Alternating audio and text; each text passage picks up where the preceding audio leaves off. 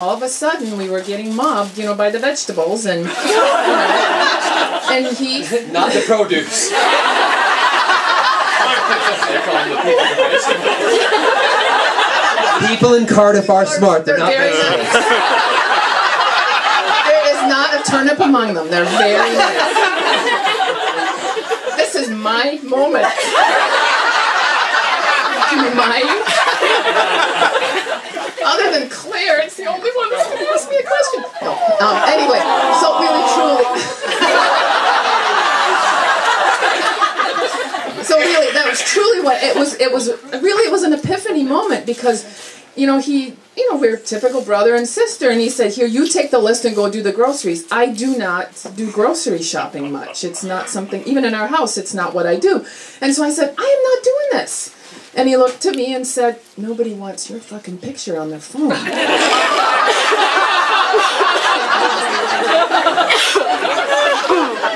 So, you know, that was my epiphany. And hey, Carole, yes they do.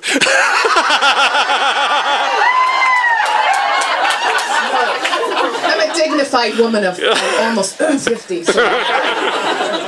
So that was really, it was a kind of a cool moment. I went and did the groceries and waited at the line because John had to pay for them. So, yeah, but not a lot else has changed between us too much, no. Anyone else? Any others? Yes.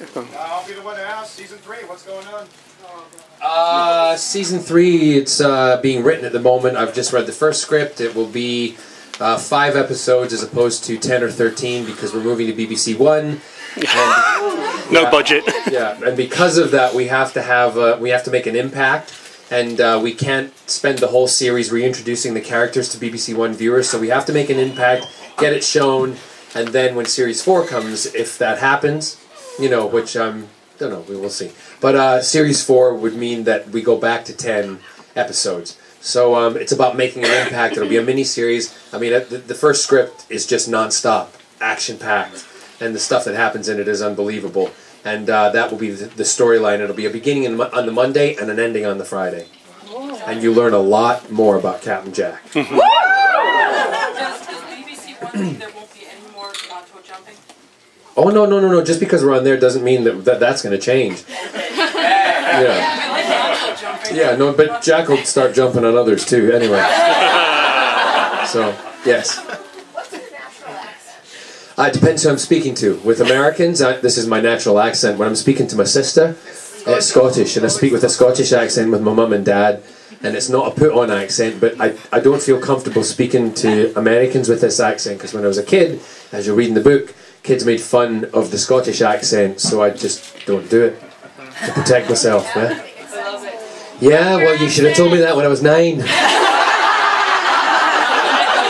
Actually, the term we gave it in the book is bi-dialectical. We do. Very fitting. Yeah, and it's weird if you're around us at all. John and I will turn, and I'll say something to him in Scottish, and then I'll turn around and I'll be an American, you know. So my nieces and nephews are fucked up because of that. Right, Claire? Yep. Oh yeah. Oh yeah. It was very funny because my niece and nephew, when they were kids, they would pick up certain words, and my parents' dog's name was you'd say Matty, but my mom and dad would say Matty, and so the kids would be talking, "Mom, Dad, when are we going to go see Matty?" John also taught my children very early on, and you'll hear this and read this in the book. Pretty much every swear word in Scottish that they could. Oh yeah. With the bribery of money, say it. Say it when you're at the supermarket checkout counter. Vagina. Yeah. Or go into McDonald's and they won't get it though because no. Shite is shit, right? And I had them go in and ask for a shite McFlurry. With Grandma and Papa who were peeing themselves because they were laughing so hard. And the girl behind this counter is going, "How do you make one of those?" I'm like, "Well, you put some Reese's peanut butter cups, some toffee, and you make it look just like shite. And you stir it all up. Tastes great." Anyway, anyone else? Yeah. Can you talk about the writing process and how you divvied up the writing process for the book? Well, I'll do my part, and then my sister can say hers. My writing process was an iPod. and I dictated everything into an iPod because I am not gifted and talented in the way of writing, because if I did it, there would be spelling mistakes, grammar mistakes, and it would read like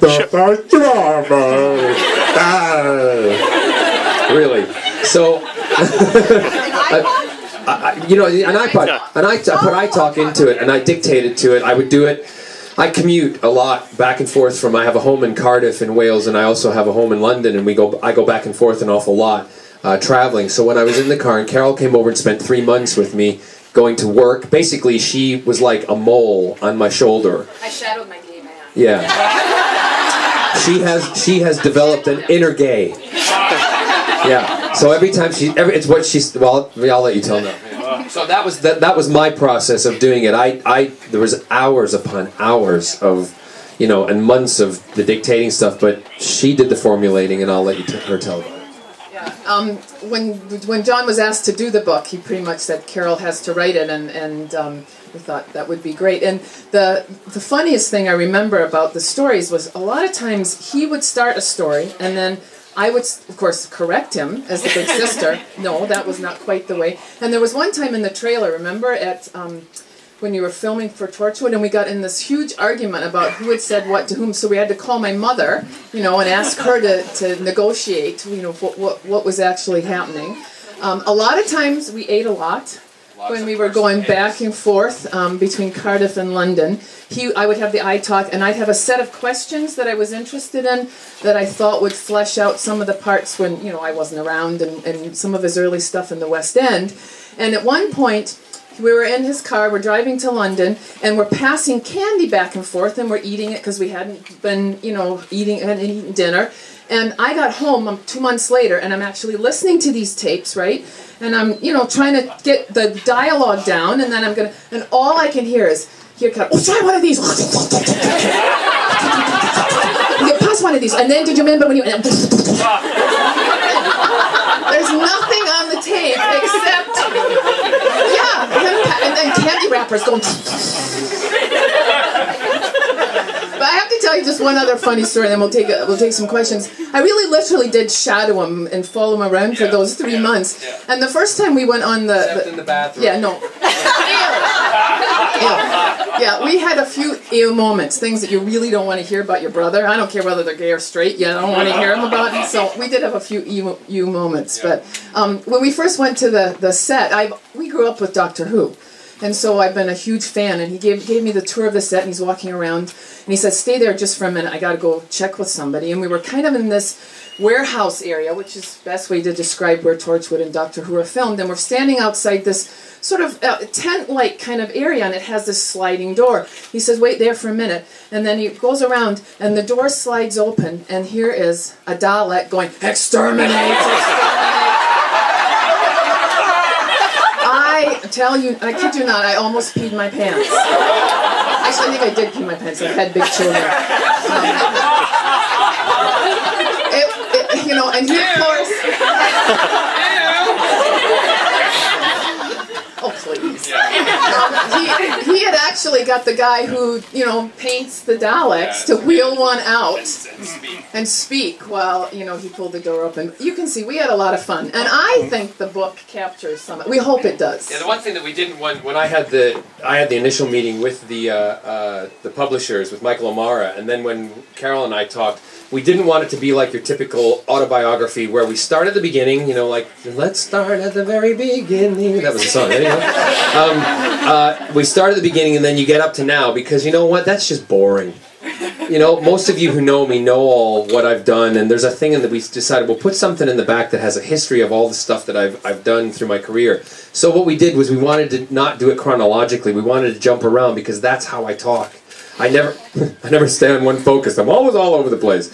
So we wanted it to reflect that, and Michael O'Mara were a bit weary about that, but 12.5 weeks in the bestseller list in the top 10, it kind of worked. I think people liked it. That's a lot of that was one of the big things that everyone commented on. We like how it jumps around, and the little asides, because that's also how I talk. You know, I might say something and then have a little in quotes kind of thing next to it. So. And we also organized it around songs that were meaningful to John from all of his favorite shows, and those of you who have been